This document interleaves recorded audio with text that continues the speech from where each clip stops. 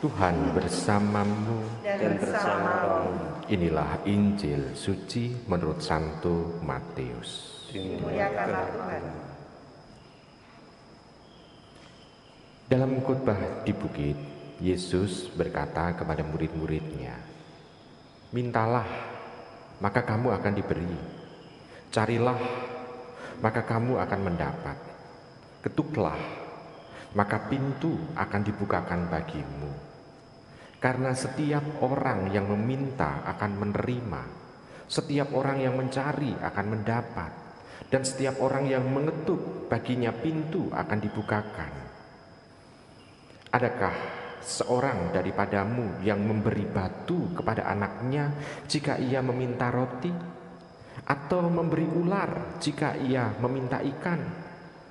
Atau jika kamu yang jahat tahu memberikan yang baik kepada anak-anakmu, apalagi Bapamu yang di surga, ia akan memberikan yang baik kepada mereka yang meminta kepadanya. Segala sesuatu yang kamu kehendaki supaya orang perbuat kepadamu, perbuatlah demikian juga kepada mereka. Itulah isi seluruh hukum Taurat dan kitab para nabi." Demikianlah sabda Tuhan. Terpujilah Kristus. Ibu, Bapak, Saudari, saudara terkasih, beberapa waktu yang lalu Tuhan mengajari para muridnya untuk berdoa dan memberikan contoh doa, yaitu doa Bapa Kami yang kita kenali, atau dalam bahasa Arab itu sholat al-robaniyah. Jadi doa dari Tuhan ini sebetulnya contoh doa yang menjadi panutan bagi kita. Kalau kita mau buat doa, ya contohnya adalah Bapa Kami itu. Lalu sekarang bagi Tuhan sendiri, sekarang adalah dalam setiap manusia berdoa, setiap orang yang beriman berdoa kepada Allah, pasti akan menemukan jalan. Jalan apa? Jalan pemecahannya. Tetapi Tuhan sendiri mengatakan, mintalah. Lalu yang kedua, carilah. Yang ketiga itu ketuklah. Jadi ada usaha untuk senantiasa meminta, mendekat dengan Tuhan. Jadi tidak hanya istilahnya itu ngomong tanpa kejelasan, tetapi ngomong yang istilahnya itu the point. Jadi maksudnya adalah jelas. Karena kedekatan dengan Tuhan, maka pembicaraan kita dengan Tuhan itu semakin bisa dikatakan to the point. Kita bisa melihat begini saja, Ibu, Bapak, dan saudara-saudari yang terkasih. Semakin orang itu akrab satu sama lain, kalau dalam bahasa Jawa, orang itu akan ngomong ngoko, bahasa ngoko. Tetapi semakin jauh jarak dengan orang itu, dia akan ngomong pakai kromo inggil. Lalu juga semakin dekat relasinya, tidak hanya ngomong ngoko, tetapi juga bisa nyek-nyekan untuk memperlihatkan kedekatannya. Bahkan kita bisa melihat dengan bahasa budaya yang lain, saudara-saudara kita yang di Surabaya malah justru bisa bukan hanya ngenyek, tetapi justru bisa mengatakan hal-hal yang agak kasar. Karena apa? Dekat. Demikian juga kalau kedekatan kita dengan Tuhan, kita bisa to the point. Tidak usah dengan kata-kata yang dengan panjang, dengan bahasa yang istilahnya itu sanepo atau perumpamaan segala macam. Enggak. Tetapi langsung to the point dengan Tuhan.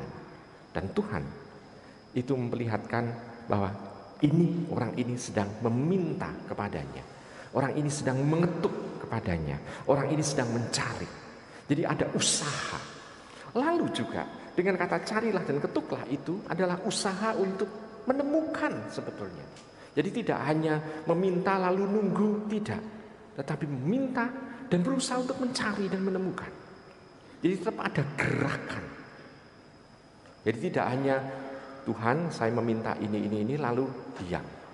Tidak ada usaha untuk mencari dan menemukan. Tidak. Tuhan menginginkan tetap ada usaha untuk bergerak. Nah, doa kita. Kalau kita memulai dengan doa pagi, hendaknya kita juga meminta kepada Tuhan. Tetapi dalam sehari itu kita berusaha untuk menemukan dalam hidup sehari-hari. Nanti kita berdoa pada malam hari, kita bisa mengucapkan syukur, Tuhan bersyukur. Jadi seolah-olah doa malam itu adalah kesimpulan atas doa pagi. Doa pagi menjadi adalah harapan, lalu hidup kita itu menjadi semacam pencarian. Lalu kalau kita menemukan, malam hari kita bisa mengatakan doa syukur kepada Tuhan. Karena kita sudah menemukan. Jadi kita bisa melihat bahwa dalam doa seperti itu. Lalu juga Tuhan itu mengajari kepada kita, jangan takut untuk berbicara. Kenapa? Karena dalam situasi yang ada di lingkungan kita, masyarakat kita, sejahat-jahatnya orang itu pasti akan memberikan yang terbaik bagi anaknya yang masih kecil. Sejahat-jahatnya orang. Jadi kalau orang itu, anak itu masih kecil, pasti akan memberikan yang terbaik juga. Yang terbaik sesuai dengan kemampuannya tentu saja. Demikian juga dengan kita. Kalau kita meminta kepada Allah yang kita sebut dengan Bapa, dia sebagai orang yang dekat, bukan sebagai orang, tetapi sebagai dia yang dekat dengan kita, pasti akan memperhatikan kita, juga memberikan yang terbaik juga untuk kita. Walaupun kadangkala kita sebagai manusia tidak puas dengan karunia Tuhan. Kok hanya dapat segini ya? Tetapi kita bisa melihat bahwa apa yang diberikan oleh Tuhan ini adalah cukup untuk hidup kita. Seperti orang jahat itu yang memberikan kepada anaknya yang terbaik itu, ya yang cukup untuk hari itu, makanan untuk hari itu secukupnya. Nanti dia juga akan memberi lagi untuk hari yang lain. Demikian juga dengan Tuhan. Dalam dia memberi karunia, pasti tidak akan sekali, dua kali, tetapi senantiasa terus-menerus. Dengan harapan seperti itu, kita bisa melihat bahwa dia yang menjadi tujuan doa kita adalah dia yang bisa kita andalkan. Yang bisa kita andalkan berarti dia bisa menjamin keselamatan kita. Kalau dia bisa menjamin keselamatan kita, maka tidak akan ada lagi ketakutan, kekhawatiran. Kenapa? Karena kita mempunyai jaminan akan pendampingannya.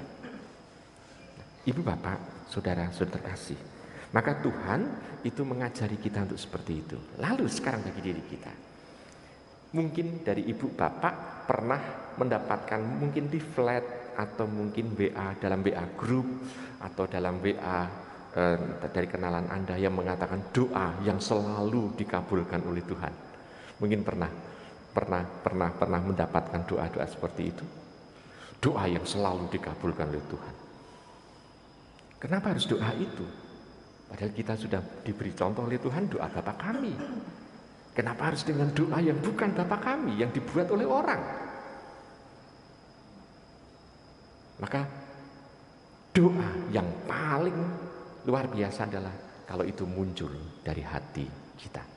Mintalah berarti tampak bahwa itu memang jadi kebutuhan kita. Carilah, memang kita membutuhkan itu. Ketuklah berarti ada hal yang mendesak untuk kita. Itu hanya bisa kita lontarkan kalau itu muncul dari hati, bukan dari kepean doa orang lain. Maka kalau kita ditanya, saya tanya dulu kepada ibu bapak, kalau Anda berdoa kepada Tuhan, Anda membaca doa atau berdoa? Halo? Kalau membaca doa berarti saya berdoa selalu dari pada bakti nomor sekian. Apakah itu berdoa? Maka kita juga bisa mengkritik diri kita. Bisa jadi itu juga memang berdoa. Karena apa? Karena memang itu yang dibutuhkan dan kita sulit untuk bisa merangkaikan kata. Oke, sebagai langkah awal itu adalah cara kita berdoa. Tapi lambat laun. Kalaupun kita sudah hafal dengan doa-doa kita, Bapa kami, Salam Maria, aku percaya dan sebagainya, kita juga harus melihat bahwa itu harus keluar dari hati kita. Coba ibu bapak dan saudara kasih yang Kristus, misalnya kita doa Salam Maria. Salam Maria, kalau orang berdoa, Salam Maria penuh rahmat Tuhan sertamu, terpujilah engkau di antara wanita dan terpujilah putramu Yesus. Santa Maria Bunda Allah, doalah kami yang... Ini berdoa atau menghafalkan doa? Menghafalkan doa. Kalau orang berdoanya dengan cara begini, Salam Maria, penuh rahmat, Tuhan sertamu, terpujilah engkau di antara perempuan dan terpujilah buah tubuhmu Yesus. Doanya hafalan, tetapi keluar dari hati enggak? Baik. Sekarang kita bisa melihat, kita bisa mengukur diri kita sendiri bahwa doa adalah yang keluar dari ini. Untuk melihatkan ketermensakan kita membutuhkan campur tangan Tuhan untuk kehidupan kita. Saya percaya dan saya yakin bahwa ibu bapak yang senantiasa berekaristi harian di pagi kita ini senantiasa sudah mempunyai relasi yang dekat dengan Tuhan. Selamat merenungkan.